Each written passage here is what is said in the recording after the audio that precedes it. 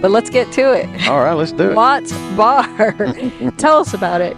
Watts Bar, I mean, it's a really large reservoir. It's over 39,000 acres. It's the second largest in the state. It's about 72 miles long from Watts Bar Dam to Fort Loudon Dam. Deep areas, shallow areas, a lot of different kinds of habitat. So it has a lot to offer. Striped bass have been stocking them here since about 1964, and that was a really unique endeavor in itself. A lot of people still are coming from out of state fishing for the striped bass. A lot of guides come here, but it also has a really consistent bass fishery. One thing that we're doing since 2015, we're stocking Florida bass, and we did that on the next reservoir down in Chickamauga. We started in the year 2000, so it's got about a 15-year jump on it. We've seen great success there. Watts Bar has the key ingredients it needs to pull that off, and it's about time to see that. Another thing is the walleye that we started in 2011. I had always wanted to do that. Sauger were really hard to gather in the spring a lot of times for our hatcheries, and they're just really hard getting their survival back into the reservoir. So walleye live longer, they get bigger, they're a better year-round fishery. So we started that in 2011, and now in all of Region 3, because of the success here, we're stocking those, and we really have positive feedback and success from our anglers, and they really, really like it. So it's become, for a lot of people, almost a year-round adventure, and some of the fishing guides stay booked up for the first 6 months of the year for walleye trips from people all over the nation now to come and fish our reservoirs. Awesome. Won't you take me back to Tennessee? The award-winning Tennessee WildCast is on the air with the latest info about hunting, fishing, boating, wildlife watching, and all things outdoors. This year, we celebrate the men and women of the TWRA responsible for 75 years of wildlife conservation. Now make welcome your host, Jason Harmon. Hello, everybody, and welcome to this edition of Tennessee WildCast. We're glad you're tuning in. Thanks for watching, for listening. We got a great show lined up for you today. We're back at Watts Bar Reservoir, and we're here with Mike Jolley today. So I'm excited, man. Yeah, oh my gosh, it is a beautiful location, and we are with Mike Watts Bar Jolley. Oh, is that his nickname? Yeah, new nickname. Yeah. I didn't realize that. Middle name Watts Bar. Yeah, pretty authentic, huh? I'm excited to just talk about this reservoir today, learn about what we're seeing behind us here, and it's always fun when Mike's with us. I appreciate that. So I always knowledgeable. enjoy it too. Yeah. Thanks, appreciate Mike. it. Thank you. Yeah, Mimi hollered, gave me a call and said, "Hey, we need to get this one on the book." So I'm excited to do it. So anyway, it's going to be fun, and we're going to learn a lot today. But is there any current events going on, we need to know about? Well, we're not too far out from free fishing day. That's true. Yep. Free fishing day will be June 8th this year, so mark that on your calendars. And I think we're going to talk a little bit about some of that today. So we'll get to all that. But Mike, tell us what's been going on in your world, and kind of give folks a little update. I know you've been on the show multiple times, but yeah, update folks on who you are and what you do. Sure. I'm the Region 3 Reservoir Fisheries Manager, and I've got over 30 years in now, and I've always been in the... You're not leaving us, are you? No. Okay. Always been in the reservoir crew, and started out as a part-time technician, and just worked my way up and got the experience of working under people that had really put some initial stages of fish management together on these reservoirs. So I got to learn not only from textbook in school, but also from the people that were managing these, and they're really pioneers, of that. So yeah, I enjoy it great. In Region 3, we've got 9 reservoirs, about 150,000 acres of water, and Watts Bar being one of those. Yeah. Along with that, I know your education, which is phenomenal, and his knowledge level is over the top. You're too nice. Add to it that he grew up here hunting and fishing with his dad, who we love and would invite on the show. Yes, anytime. He's welcome. And that relationship you had with your dad in the outdoors on these waters, in these woods, is just amazing to me, and I absolutely love it. And I know that is literally threaded through every day of your work. It really is, and it's just as I look around at the setting today, I can see places that we fished together. We fished a lot of streams, which, the backdrop here, kind of where the valley floor meets the escarpment, there's a lot of streams that flow into Watts Bar, and that was pretty much every weekend. We did that and enjoyed it. And created the passion I have for fisheries, and fortunate enough to get to work with that today. So really neat. Yeah, absolutely. It's very cool.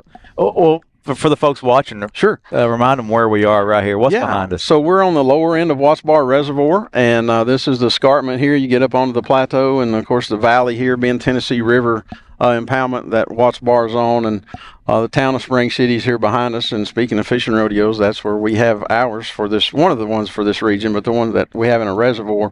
And just a beautiful spot. I mean, it really is. Of all the places we travel in Region 3, and there are many beautiful places, but the backdrop here is always impressive to me and others that always see it for the first time, really taken back by it. So it's a nice area. Yeah. Let's spend a second on that. So the Bobby Wilson Free Fishing Day is June 8th this year, but tell us about the Chuck Copeland event that takes place here in Spring City on the Bobby Wilson Free Fishing Day. Yeah. Sure will. So Chuck Copeland was one of the guys I was talking about, who was my former supervisor when I started part-time, and he had a great big heart for the fishing rodeo, and the city, Spring City, had actually kind of created a fishing rodeo with some internships they had with some people, and then we went in and really tried to help that and grew it, and Chuck was always a major part of that, and gosh, that's been in the late 90s, when we really got active with that, and for several years, it was the largest one in the state. We would have 500 to 650 kids annually when we would have it. It was a good family event. It still is. It's changed a little bit over time, but still a lot of people would make their vacation here and everything. So just a really good setting. Spring City Veterans Park here behind us is where we have it. So it's a perfect place to stock the catfish and really get to introduce those kids to fishing. Yeah, and you've expanded it in some ways. People can learn to cast. They can meet professional anglers.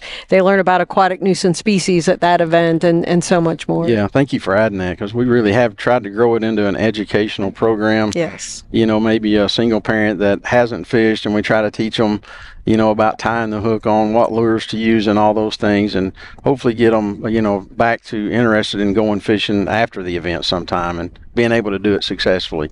Yeah, and the folks meet a lot of our guys, our guys and gals that work on the grounds and are out there helping the fish or helping the wildlife, whatever they may be doing. But we got a lot of volunteers to the agency that put boots on the ground there. That's for sure. And the volunteers, really, all the volunteers really make that event what it is. And we've seen that, Jason. That a lot of people come up and thank us for what we do, and they have questions about different things. But it's a good time for interaction with our public too. Yeah.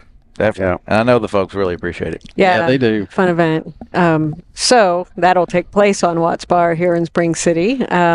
People can check Go Outdoors Tennessee for other locations across the state and events across the state. Yep. But let's get to it. All right, let's do it. Watts Bar. Tell us about it. Tell us about Watts Bar. I know you have a ton of information. Well, yeah, and Watts Bar, it's a really large reservoir. It's over 39,000 acres. It's the second largest in the state. It was actually completed in 1942, and it was completed just a few weeks after actually Pearl Harbor happened. Oh, wow. And so it immediately, the power that was generated through Watts Bar Dam was used in Oak Ridge and some different areas. It's about 72 miles long from Watts Bar Dam to Fort Loudon Dam, and it has 722 miles of shoreline. So it's got some really big areas. It's very versatile, deep areas, shallow areas, a lot of different kinds of habitat. So it has a lot to offer for different interests. Many species of fish that you guys are working to really make sure are healthy for the public to enjoy. Yeah. And what is it known for? Is it known for crappie, or could you point to one thing that it's known for? Well, one thing, it's almost happened through time. So back in the 80s, it was really known for crappie, and people from a lot of states other than Tennessee would come into Watts Bar and catch crappie. There wasn't any size or krill limits. They were filling coolers up, and some of the estimated harvest for crappie in those years in the middle 80s was over 650,000 crappie taken out each year. So, holy cow. In the 90s, there were some regs and stuff that were instituted with that, but also striped bass. It's really been stocking them here since about 1964, and that was a really unique endeavor in itself. And a lot of people still are coming from out of state fishing for the striped bass. A lot of guides come here, but it also has a really consistent bass fishery, when we look at our data. And then we may talk about it in a little bit, but most recently will be our walleye, and I'm really, excited about that we started in 2011. Let's go back to that number. So here I am saying, "Holy cow!" Did that number of crappie even put a dent? When you think about the size of this reservoir, Yeah. Does that number, when people hear a couple thousand, it kind of gets them excited, like, "Oh, that's a lot of fish." Is that a lot of fish? When we look at data back then, that was a bump up. When we looked at it through our creel surveys that interviewed people, and how many fish are you keeping today and different things. So it does stand out looking back over time, but I think when you couple that with a reservoir that as they get older, they're less productive, and habitat, you lose some of that. And the crappie population hasn't been to that level that I've saw, but it's still been a consistent crappie population. But for the people that remember those days, and even some since, they wonder why it's not like that still, here. So. And just to clarify, the fish doesn't become less productive. It's the reservoir becoming less productive as the reservoir. You've taught me that. Yeah. Well, yeah, and you helped remind me that. I appreciate it. Yeah. Well, let's jump back just a hair. Growing up, what were you chasing out here? I know you were fishing these waters. I was fishing them hard, and I may or may not have laid out of school a few times and waited around the banks in late March, early April when those crappie were trying to do their thing. And it was mostly probably bass and crappie, and then the streams were different. But just in this embayment area here, I was very active in fishing. And then later on in the summer, would do trot lines for catfish and all kind of different endeavors there. But really figured out where the smallmouth stayed and where the crappie were going to be in the spawn, and I was there to meet and greet them each year when that happened. So. That's great. How kind. yeah, they were good participants too. And I'm going to skip back even further because earlier Mike and I were chatting about Watts Bar, and he shared a little bit about the history of what's under Watts Bar. Yeah. Oh, wow. And very fascinating. Yeah, so we're actually at the Ray Springs Recreation Area today, and it's owned by TVA, managed by Ray County. But what's really neat here where we're at today is back in the late 1800s, early 1900s, there was a spring here, and people would come from all over the nation because it was told to have healing powers, like a mineral spirit spring there. And people would come from all over. There was a big motel here, church, school. And when TVA bought the last of the properties in 1939, there was about 800 families here that had to relocate. So there was a whole town all around us here that people would come from all over and stay in this big motel. It was really, really something for its time to be that extravagant in this rural of a community, So wow. That's all here in this area, or was, So that's how it's got its name, Ray Springs, where we're at today. Yeah, thank you for bringing that up. And Mike is really 150 years old, and it's that water. Yeah, minerals. Yeah, I was Mineral. You've been dipped a few times. Yeah, I did. I was thinking as I was saying that, I don't know if it has all the healing power they said it did. As much I'm up for a swim afterwards. Oh. No, thanks for that, though. It's fascinating to know a little bit about that history of the land. And we're out on this pristine water. We have it around us today. We're fishing out of it. But it does have a history that's fascinating. Yeah. So I appreciate that you'd share that with us. All right. Before we get too deep into the fisheries management, though, I just want to remind people it's a great recreational body of water, too. We've seen boats come by as we're standing here.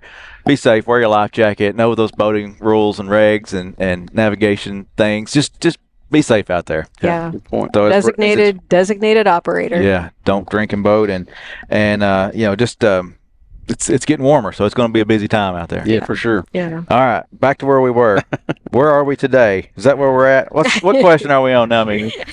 Well, we want to know about the history, and I was curious about how have you seen this body of water change from the time you were a child to today? And you've hit on that with the reservoirs declining and losing productivity over time. But how have you seen it change? And then here you are over the management of fisheries in Watts Bar, and what does that look like? Yeah, so I think as far as changes, there's been, it's been consistent. I would say that overall for the targeted species like bass and crappie, catfish, striped bass, and a lot of those are through TWRE's efforts of stocking with the striped bass. They wouldn't be here if we didn't stock them. So I guess one thing that's changed is maybe just some historical places that fish utilized has changed over time because of just the degrading habitat, but also aquatic vegetation levels that kind of ebb and flow. Changes a little bit of those regimes. Fishing pressure, it's changed, and through time, we saw that through COVID. There was a lot more participation on the reservoirs, and that kind of can put more of a demand on populations as well. So that's been consistent, or even probably grown a little bit more as far as fishing pressure. But overall, things have been pretty consistent. I would say just as the reservoir's gotten older, that species of fish have kind of shifted with that and moved around in some different places, but nothing alarming going on, thankfully. So I'm going to mention, well, you mentioned already, you touched on it, but tell us where we are with the management today, what your focus is, and how you decide on that management, because a lot of science goes into it. It does. So we look at a lot of data. We look at, for example, 10-year trends for each species and kind of see if, something's trending down, if it needs attention now, or is it something we're watching. And a lot of those different species, react different to different things. And really, at the end of the day, we have two the big tools in our tool belt are through regulations and through stocking. So today, one thing that we're doing since 2015, and not only on Watts Bar, but some other Tennessee River impoundments, we're stocking Florida bass, and we did that on the next reservoir down in Chickamauga. We started in the year 2000, so it's got about a 15-year jump on it. We've seen great success there. Watts Bar has the key ingredients it needs to pull that off. It does have ample habitat for the bass, and it's got a really good forage base of shad, threadfin, and gizzard shad. So those things are in place here. We hope it takes off, and it's about time to see that. Another thing is the walleye that we started in 2011. I had always wanted to do that because sauger, it's very exciting. And sauger were really hard to gather in the spring a lot of times for our hatcheries, and they're just really hard to just getting their survival back into the reservoir. So walleye live longer, they get bigger, they're a better year-round fishery. So we've started that in 2011, and now in all of Region 3, because of the success here, we're stocking those, and we really have really positive feedback and success from our anglers, and they really, really like it. So it's become, for a lot of people, almost a year-round adventure, and some of the fishing guides that I talk to stay booked up for the first 6 months of the year for walleye trips from people all over the nation now to come and fish our reservoirs. Awesome, yeah. So I have to back up and clarify something again. So it's just not that you're hearing good things, but all the data that you collect, tell us about that data that you're collecting that reflects the success of what Fisheries has introduced. Yeah, thank you. So just for this week example, we're out on Watts Bar doing our black bass electrofishing surveys, and we'll take that and look at how many we collect per hour, the size of the fish that we're collecting, we'll get weights off of them, which puts it into a formula that gives us the overall condition and health of the fish. And we look at all those things. And when we look at that, and I have and do, we seek a lot of consistency there. So things look good. And for crappie as well, we look at the spawning success in the fall through trap net and surveys on Watts Bar. And they've been struggling a bit, the crappie, on getting some reproduction. And it's probably because of lake levels that aren't stable in the spring like they need to be, because reservoirs were not built for fisheries, right? Mm-hmm. So recreation's down on the list. It's more for power and flood control, but because of those regimes of the operating authorities, it's not always conducive in the spring for good spawning success. So we have different methods. We use gill nets also to collect maybe things like striped bass, or again, electrofishing, and get lengths and weights. And we put all that together and look at it and make a decision on that. But it also allows us to enables us to inform the public better. If they have a bad year fishing, or they're not seeing as many fish and they're concerned, we can lay out 10 years of data and show them that, and kind of what's upcoming, from the juvenile fish populations and things like that. That's what I think is fascinating. It just doesn't take place over 1 year. It's 10 years of data that's determining future effort. Yes. Wow. You're going to see those trends in the numbers. Right. You're going to be here about another 50 years. You're gonna... Yeah, only because of these healing powers of the spring. So we are seeing people come from near and far, and I'm sure that poses some kind of challenge, but and you've touched on a little bit, what are the challenges of managing such a large reservoir? Yeah, there are many because it just one, like you said, just because of its size. It is hard to get around. I think one of the greatest challenges is the perceptions. A lot of time of what the public thinks is going on with the fishery versus the reality of what the data and the science and the fisheries population itself is telling us, and trying to balance, that. And with Watts Bar, it has seen some changes. I mean, in the 80s, we also zebra mussels, so there's more of a water clarity. So what used to be a predominantly white crappie fishery, because they do a little bit better and prefer more turbid water, as the water cleared up, the black crappie became the more dominant species. And they have a little different spawning regime. So different parts of the reservoir, now we're better or maybe worse because of the black crappie versus the white crappie kind of regime changing around. So a lot of things like that. And the zebra mussel, sorry to interrupt, Yes. Nuisance invasive species. Yes. Yeah, and we've got aquatic vegetation that's ANS species, as well. And then, the Alabama bass, which is really taking down the smallmouth fishery here. We know that through genetic surveys that we've been doing the last few years. And as we collect what looks like a smallmouth, and then when we send it off for genetics, it's a contribution of Alabama and smallmouth. So they're hybridizing, which over time it just takes that population down. And that's the greatest threat. It's not even a threat to Watts Bar now. It's really happening in front of us. Yeah, that's a gut punch. And it is. And if people ask me, one of your earlier questions about as a child fishing here versus now, that one is hard to swallow right there. Yeah. Knowing that the smallmouth bass fishery here is really taking a hit because someone decided it would be a good idea to stock a fish that's not native here, which is an illegal act, by the way, stocking of public waters. And over time, it's really going to take down our smallmouth bass fishery. Yeah, and that's something that can never be removed. Removed. That is a gut punch. Yeah. Ouch, which is why you're so great at educating on the reason to not move fish. Even though it's illegal, you still take that make those huge educational efforts. Don't move Alabama bass. Absolutely not. It's going to take the genetics of what should be here out. Yes.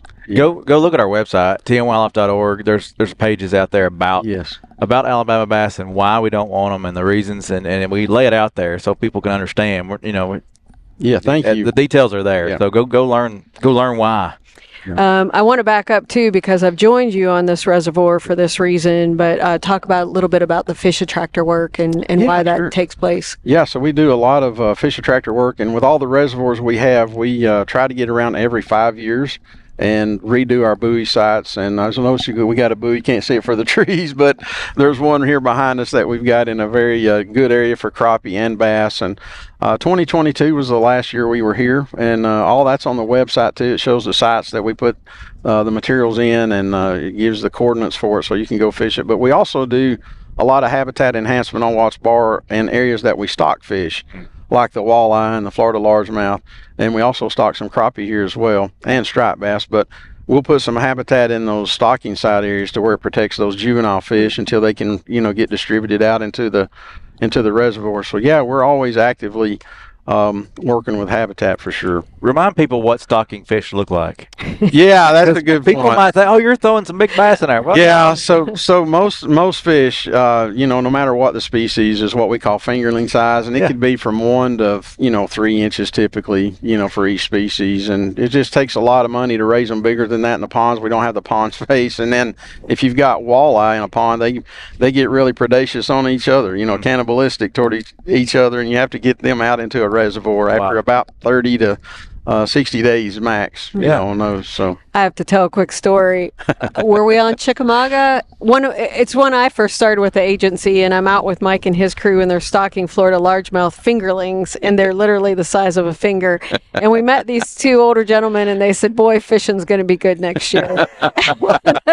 And Mike graciously said, "Hey, give us a little bit of time here. Fish grow." Yeah, I remember that. Well, y'all brought up awesome points there, though, because it is, thankfully, a lot of fish we're stocking every year. So, we've got multiple year classes coming through. But, just because you see it stocked this year doesn't mean next year, fishing is going to be incredible. Need a little bit of time. Great point. Yeah. Yeah, just a little bit. So Mike, tell us some of the common questions you receive regarding Watts Bar. I think about you brought up vegetation. Talk a little bit about that. Yeah, vegetation's a big one, and the homeowners, most of those don't want it out in front of their docks, and understandably so there. And then the fishermen really want it because in the late 80s here, there was a lot of vegetation in Watts Bar. And it pretty much just went away through the early 90s, and the bass populations went down with that some, just because it provided a lot of cover for it. So fishermen, they equate aquatic vegetation with the success of that. The other question I get a lot is about our Florida largemouth bass project. Like, hey, where's it at? Do you think it's going to work? And it's like, well, we started in 2015. It's getting close to time to start really expressing itself. And we have heard of a few over 10-pound caught on Watts Bar in the last couple of years. Awesome. Another question I get is about crappie, and that one's realistic because crappie have in our surveys for spawning in the fall, it shows some struggle there with them. And the only thing I can attribute it to now is the lake levels in the spring. In 2008. TVA changed the filling regime, and it used to be full on April the 15th. So did all the other Tennessee River reservoirs in Region 3, and now it's May the 15th. So that's a critical time for crappie first and then bass when they're trying to spawn, and the water levels are changing. They're really not that stable full pool that they need. And I know on Watts Bar from our data on the 2 years in the last 20 years that crappie have exploded with a great spawning success. We're in flood year springs when the lake level got full and it had to stay full because they couldn't get drained out because there was so much water downstreams in the other impoundments, and they exploded in their spawn. So well, that's cool to know. I mean, that's good knowledge there. Yeah, and we can predict it from our trap net surveys and be like, hey, they got a good spawn this year. In 3 years, they're usually 10 inches, that krillable size. Like in 3 years, it should be really good. And folks can visit TVA's website to find out about their vegetation control methods. Yeah, great point. So TWRA does not manage or control, anything about aquatic vegetation. It's to each operating authority, and for Watts Bar, that's TVA. They can go to their website, and get more information on that. Wow. A lot of information. Yeah, definitely. And have we covered everything about your habitat and data collection?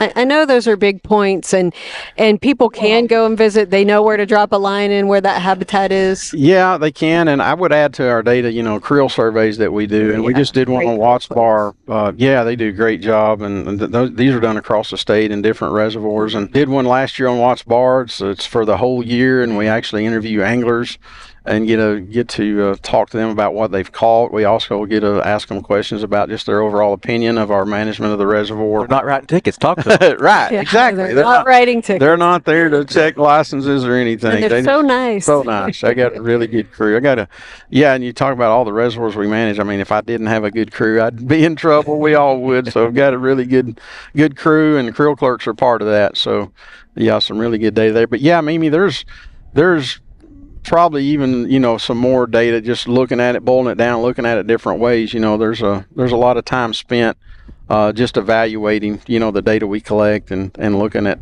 stocking regimes that we do, regulations. Do we need to be changing something here? But based on trends and stuff. All right, let's kick out the new questions. All right. What's challenging about your job, and what do you love about your job? I think challenging is trying to get the public educated. A lot of times, it's a little bit, I said earlier about it, but to the science and the data that we have. Just because fishing's bad doesn't mean there's always a problem out there, and just because it's good this year doesn't mean it's going to be good forever either. Things change. What I love about it is growing up being passionate about fishing and actually getting to work in that now. I kind of, the analogy I would have is like playing your favorite sport, and then one day you're the coach, of that sport. And so that's what it feels Great like. Analogy. And cool. Just really, really love that. Really blessed and thankful, to have that opportunity to do it, and people along the way that have really imputed into me and I've learned from, and getting to work with great people, So that's what I love about it. Very Awesome. cool. Thanks Yeah. for being here. Yeah, thank A y'all. lot of man. laughs today, too. Y'all had Thanks, great Jason. questions. Thanks, yeah, Mike. I appreciate it. Thank No, you so much. we love working with you as well. It's always fun hanging out Yeah, with you here. I appreciate that. We'll have to do it more often. Yes, we will. Keep it going. A few more reservoirs to cover. Yeah. Yeah. Yeah, thanks, Mimi, for lining all that up. And I know people want to learn about these reservoirs, and we're going to try to hit as many as we can, and especially in this region and others. So stay with us. Keep Thank coming you. back. It's great. This is Tennessee WildCast. Thanks for tuning in, and we'll see you next time. Stay connected with TWRA by visiting our website at tnwildlife.org and follow us on Facebook, X, and Instagram. Join us as we celebrate 75 years of conservation in our great state. You can invest in Tennessee's wildlife future by purchasing a license at GoOutdoorsTennessee.com. That's GoOutdoorsTennessee.com.